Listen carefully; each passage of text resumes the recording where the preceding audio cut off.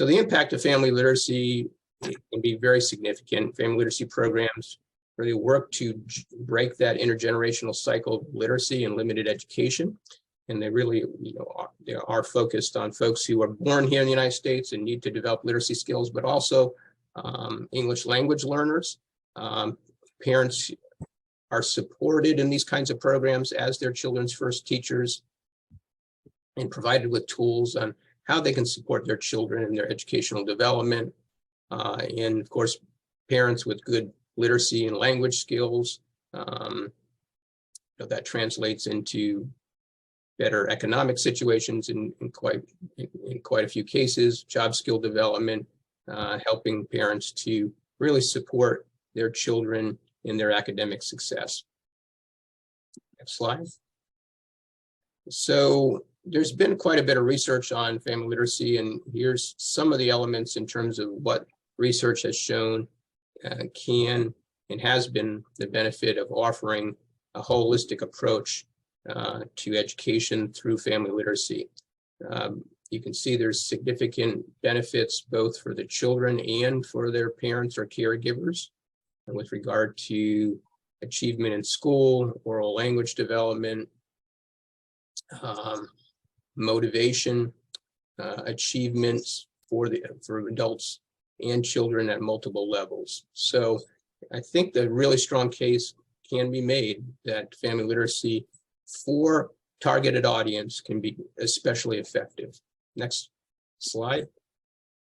So what we're doing is we're going to be making available, again, through the support of the Kislak Family Foundation, 8 grants this year of up to $10,000 to provide funding and some additional resources in terms of training and technical assistance to local programs that are either interested in starting a family literacy program or expanding upon an existing program that they have. Next slide. So there's a lot of different definitions of family literacy. We're really looking at programs that have at least these 3 core components. So there's an adult basic education literacy or English as a second language component for the adults, age-appropriate activities for children, and then opportunities for parents and children to come together and do activities commonly referred to as pack time activities, parent-child together time activities. So working with parents, helping them to understand their important role in supporting their children's educational development, and having a core component in that adult education ESL piece is important. There are programs that identify themselves as family literacy, and they are, but they don't have that piece, and that's a required component to this particular program. 501c3 nonprofit organizations, libraries, and other government-based agencies such as school districts and community colleges are all eligible to apply. And it's open to organizations that don't currently provide adult education, if that is a component that they're going to be adding, or adult education programs that don't have a children's component. And this is an opportunity for partnerships. I encourage you to kind of take a look at ways that you might be able to collaborate with an agency or organization that might be able to bring a component to the program that that you don't currently have. It's not a requirement, but it's something that you may want to take a look at. VPK, Head Start, of course, adult education centers, Title I schools, and so forth could all be good potential partners. Next slide. Oh, and with that, I'm going to turn it over to Dana. Hi, good morning, everyone. Thank you for joining us. So for our application, we have an application form that you will fill out in Jot form. And this includes a narrative, including your budget. I'm going to go over that in a moment. And then a few supporting documents that we would like you to submit as well. So if you come here to our website, this link will take you over to our webpage for this Florida Family Literacy Grant Initiative. If you forget this link or somehow, we'll send it again in the chat and probably in a follow-up email as well. But if you, for some reason, forget or can't access the link again, if you come to our main website, floridaliteracycoalition.org, and come down here, it's the third item on our front page. So you'll be able to navigate to that easily. And this has all the information that you're going to need. At this link, you'll submit your electronic application. And here we have guidelines, the application, and also a checklist. So I'll go through those things briefly. So our guidelines page we have here. And these guidelines, again, this is information that Greg just shared about the importance of family literacy, the impacts that family literacy programs can have on adults and their children. Some eligibility criteria. So the organizations, as Greg mentioned, can be nonprofit organizations, government-based agencies, programs that provide the adult education, literacy, ESL, or family literacy instruction. Some groups that will not qualify for this particular grant. Again, our definition of family literacy programs, there are different definitions of what constitutes a family literacy program, but for this particular grant, we're looking for these three components, which is, again, the adult education piece, the age-appropriate activities for children, and then that parent and child together time as well. We ask that the applications be submitted by March 13th, a little under a month now to get things together.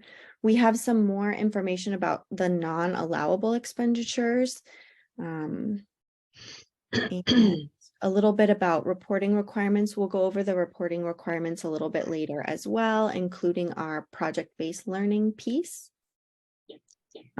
This particular grant works really well for partnerships and collaborations. So you are not required to have outside partnerships or collaborations with other programs, but we will provide some information of different organizations or partnerships that applicants might want to look into. We'll share that information a little bit later as well. The recognition of the Kislak Family Foundation, and then the submission. My information is here at the bottom. My information is also at the bottom of the other documents as well. So if you have any questions, please feel free to contact me and I will get back to you. Let me go now here. So that was our guidelines. Then we have our application.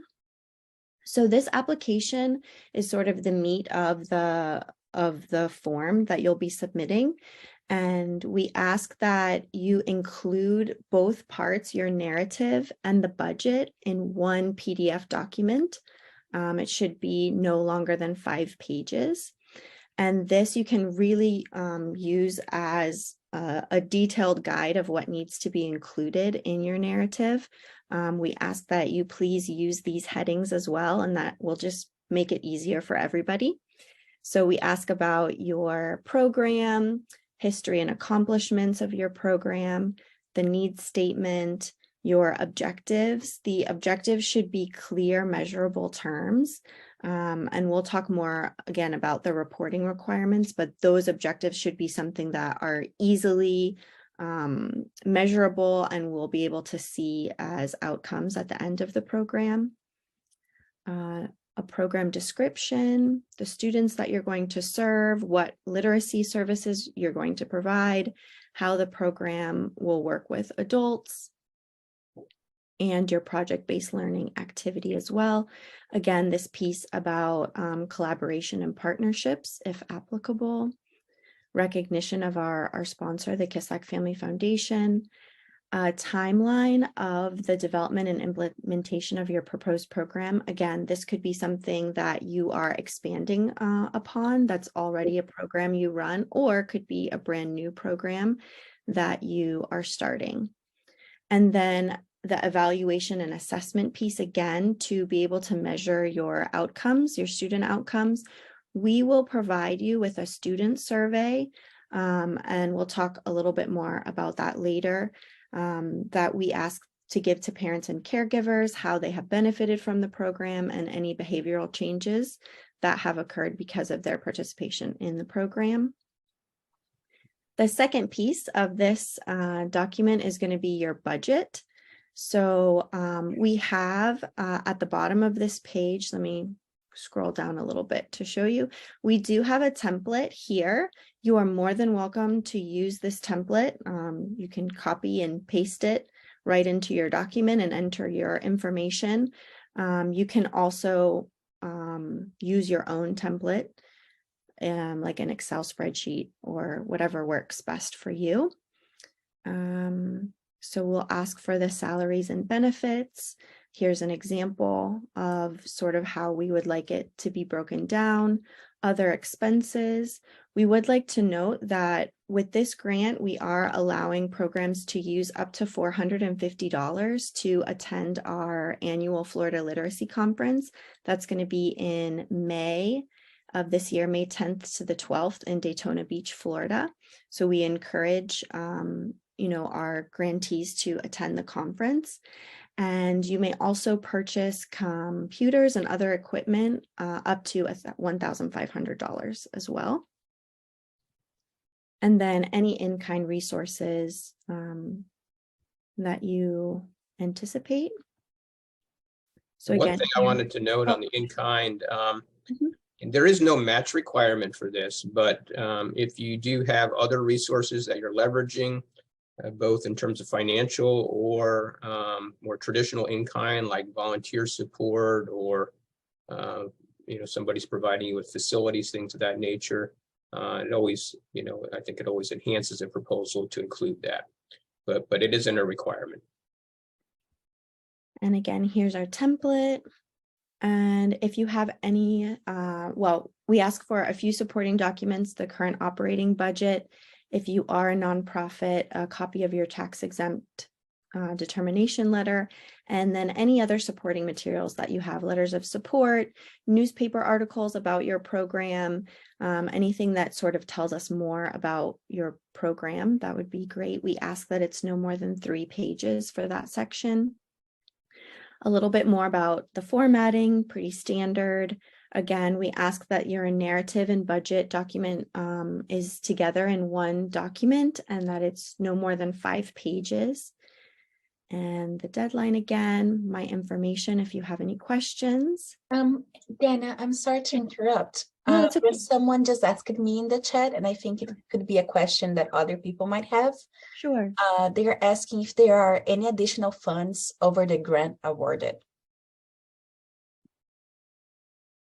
No additional funds are required. Are they asking if the grants? The person who asked that could chime in and clarify. You can unmute yourself.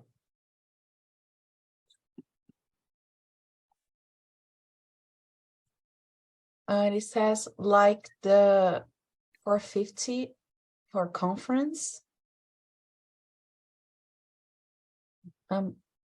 So I think, I'm not sure if this is the question, but for example, if we award if they win the $10,000 grant, then up to $450 of that $10,000 can be used. Oops. Hi, can you hear me? Hi, yes. Okay. Oh, I was just wondering if the 450 for the conference and the additional funds for potential laptops and equipment would be included in the budget for the total grant award, or would that be over and above the total grant award? Okay, yes, good question. So that would be included. The $450 and $1,500 would be included in the $10,000. Those are just capped. Those are 2 items that are capped. If you do want to include them, they're both optional. So if you don't include them, okay, I got you. Thank you. Yeah. Thank you. Okay, so that is our application. And then we also provide a checklist.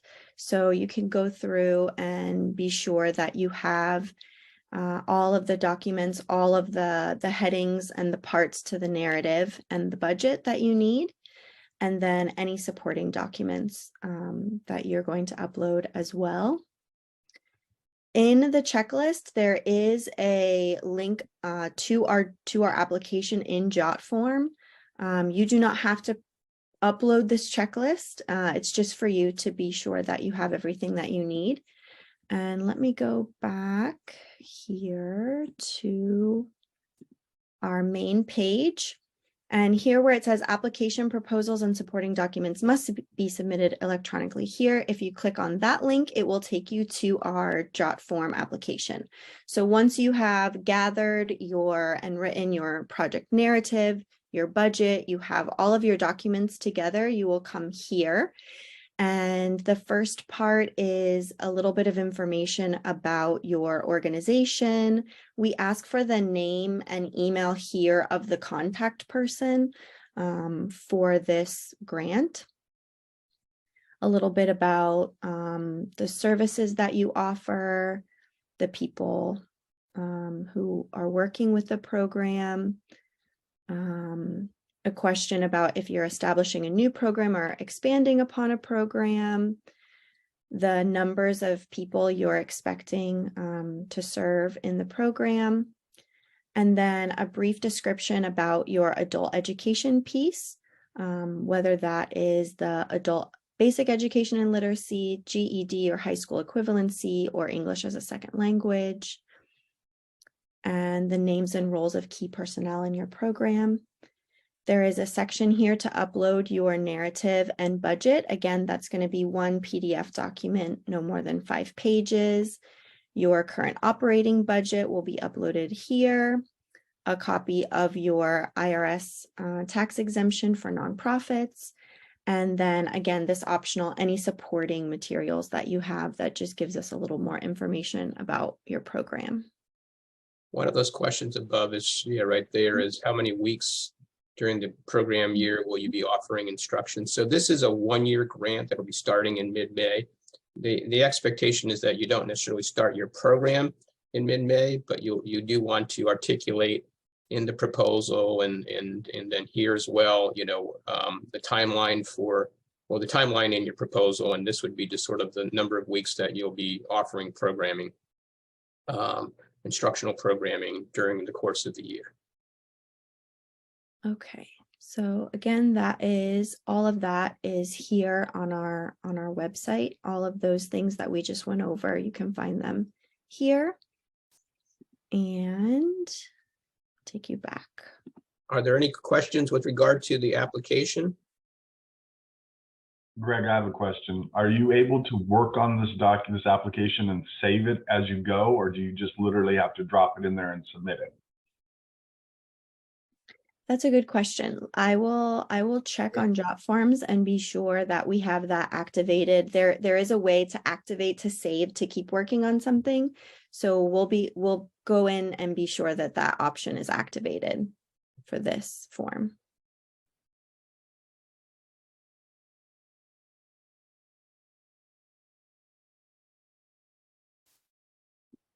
Okay. And I guess a couple other sure.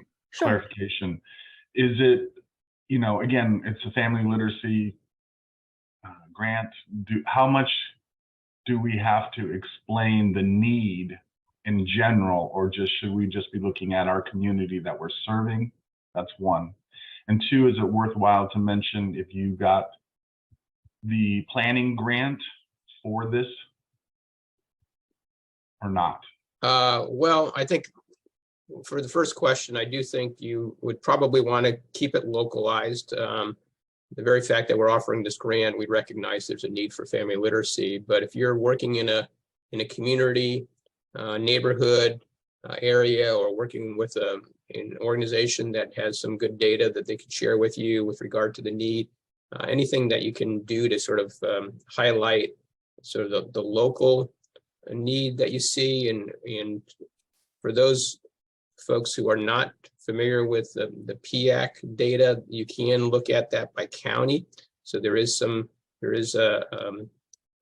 map, data map. I'll pull it up here at the Barbara Bush Foundation. It's probably the easiest one to find it, where you can look at adult literacy data by county. So anything that you can provide in terms of localized data, I don't think you need to spend a whole lot of time on it, but to really make the case for that. With respect to the planning grant, for those who are not familiar with the fact that FLC did offer a planning grant opportunity for family literacy, and yes, by all means, mention that and any lessons learned, and the fact that you have an action plan that came from that certainly would strengthen your proposal.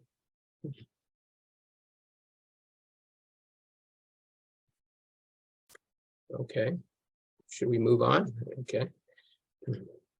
Yes, so some of the reporting requirements that we mentioned before, there's going to be a brief mid-year progress report and an end of the year final report, which will include that student survey that I mentioned earlier that FLC will provide to you, and any of the program activities that you participated in, your project-based learning project, and any of the sort of measurable objectives and results that came as a result of the program.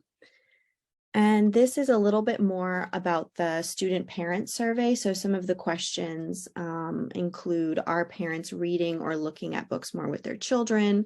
Do they have children's books available in the home?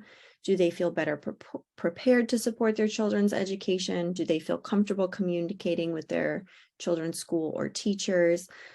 Just different activities and ways that they are better able to support their children's literacy and language development. And one thing on the survey, so that is in development and will be made available at a later time, but feel free to put that into your proposal if you'd like, that you're measuring outcomes that are along the lines of sort of literacy opportunities in the home and behavioral changes. Hopefully through this program, you'll be able to make more books available to and encourage parents to read to their children, things of that nature. So the other ways that you measure success, so that'll be uniform across all the programs. Other ways you measure success with regard to measuring student outcomes, educational outcomes for children as well, that's up to you. You may have certain pieces already in place for that, and that'll vary from program to program, but the survey will sort of be uniform across all the programs.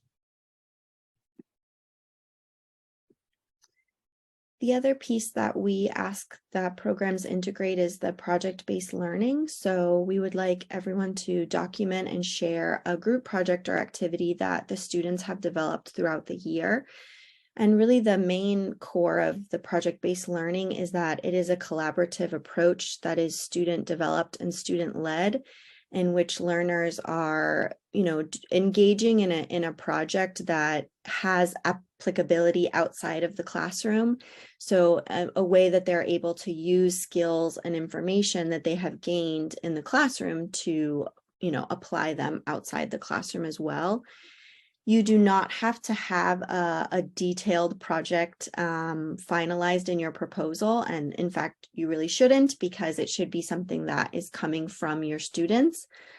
So that will be something that you will develop through the course of your program. It's something that you can certainly include in your mid-year progress report, and will definitely need to include at your end of the year report.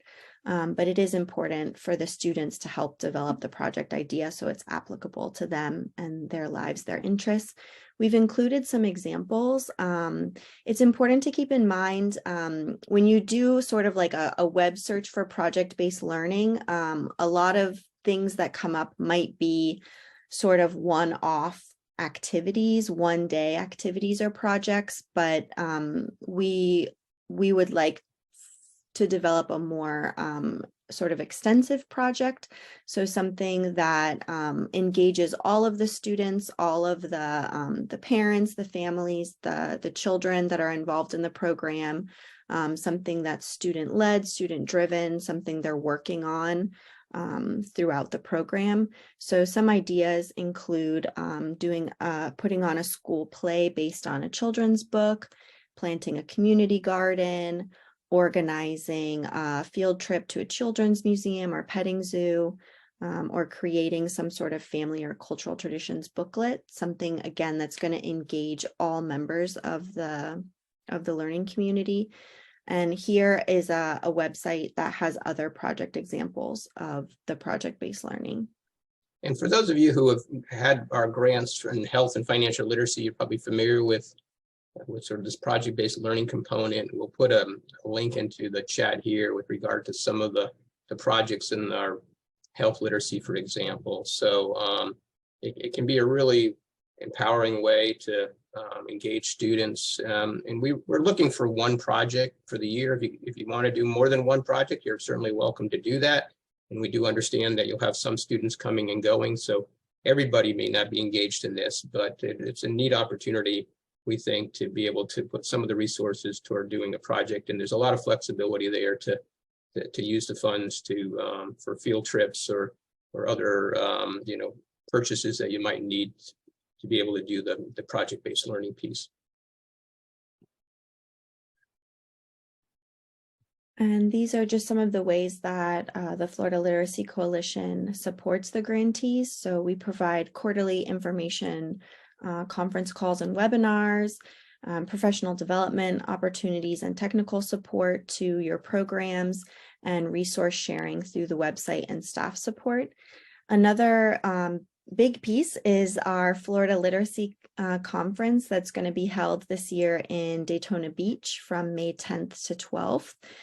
Here is the link to our conference page where you can get more information, register for the conference. And again, $450 of the funds from the grant may be used towards attending the conference. So that'll be a nice opportunity for some professional development. We're going to have some panels all about family literacy.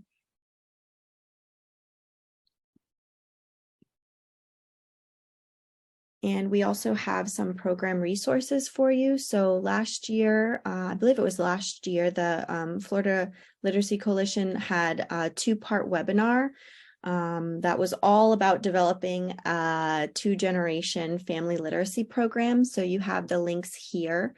Both of the webinars are about an hour each, and they get into some more details. So if you're still not sure what constitutes a family literacy program, what are some of the components, it also goes into some models for family literacy programs. So not every model looks exactly the same. So you can see some examples or hear from leaders from different successful family literacy programs and what they've done to incorporate these programs into the services that they offer. And we also have here a link, which we will put in the chat as well. Let me open it here. And these are different resources, some websites that have really good information. The National Center for Families Learning, I know, has a number of different toolkits and sort of guidelines to help in the development of a program if this is something that's new.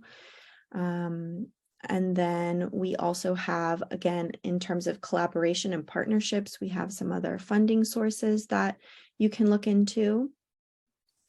And this is a list of some articles and chapters from different books that talks more sort of about the research that's behind family literacy and the impacts that family literacy can have. So, these are all things that are research driven, that are shown to have an impact. So this is sort of the source material for these different resources. The top item there, Oops. Jacqueline Lynch presented the webinar for us, and she and a co-author, Esther Prins, with the Adult Literacy the Research and Family Literacy Institute at University of Pennsylvania, both co-authored a book called Teaching and Learning About Family Literacy and Family Literacy Programs. So that may be something you want to take a look at. It was published last year. It has a lot of information in terms of models and successful practices in family literacy.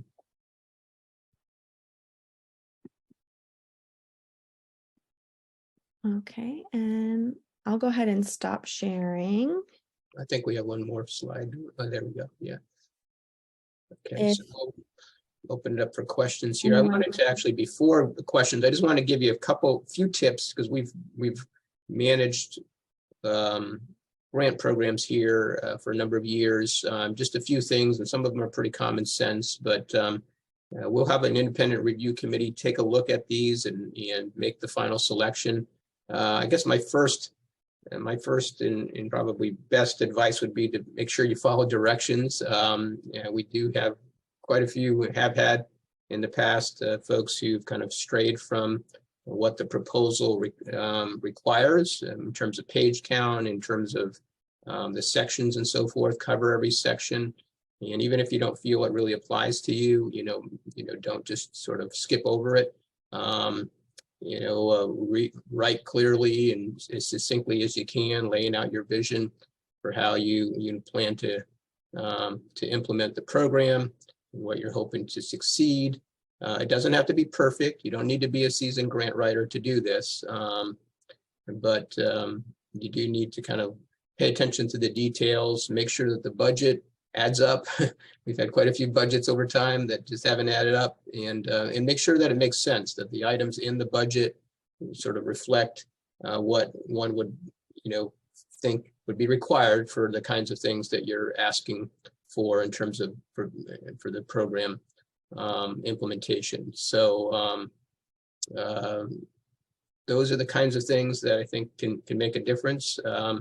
Just the attention to detail and having somebody who's unfamiliar with your program read it over and give you some feedback, I think is always a good approach too. You may be using language in there that jargon and things of that nature that that is commonplace for you, but you may not be as familiar with some of the folks who are going to be reading the grants. Now we will have people who are in the literacy field, but we're also going to have at least one representative from the Kislak Foundation and other places that may not be real familiar with sort of adult education related jargon or family literacy related jargon.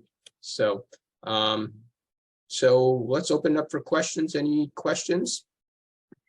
I saw a couple people were asking about the slides, so let me send that to everyone now.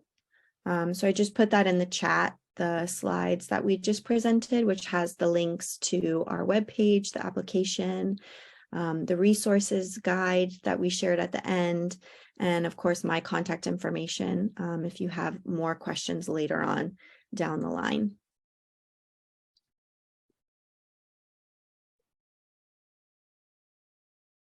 Any other questions? Feel free to unmute yourself if you prefer to ask it in person or add it to the chat.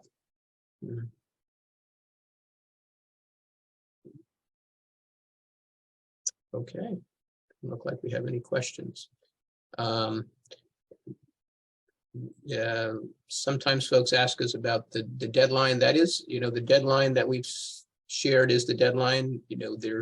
We do reserve the right to extend that deadline. Sometimes we do for certain proposals, and when we do that, we traditionally do that by a couple of weeks. It really depends on what kind of response we get.